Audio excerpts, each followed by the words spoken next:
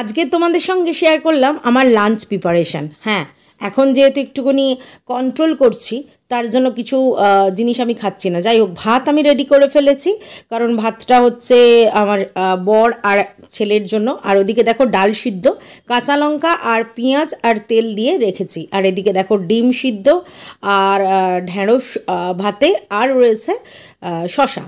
এগুলো হচ্ছে আমি খাবো।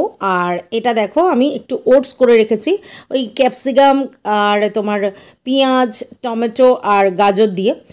এটা মেনলি আমি খাবো, কারণ ভাত আমি খাবো না।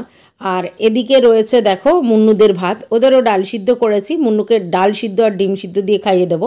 আর এদিকে দেখো আমি করেছি পটল মহারানি, এটা আমি খাবো না, এটা আমার ছেলে আর বরের জন্য। খুব সুন্দর খেতে হয় পটল মহারানি, কোনো দিন পারলে তোমাদের সঙ্গে রেসিপিটা শেয়ার করব। খুবই সুন্দর এবং খুবই সহজে হয়ে যায়, কিন্তু খেতে খুব সুস্বাদু। যদিও আমি আজকে টেস্ট করব না, কিন্তু তোমাদেরকে একটু দেখিয়ে নিলাম।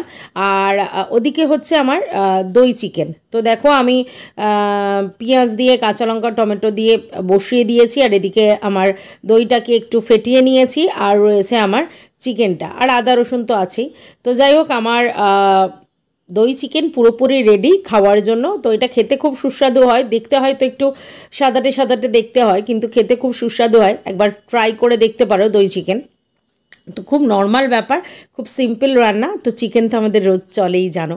তো এটুকুনি ছিল আজকের আমার ভিডিও। টাটা, ভালো লাগলে অবশ্যই লাইক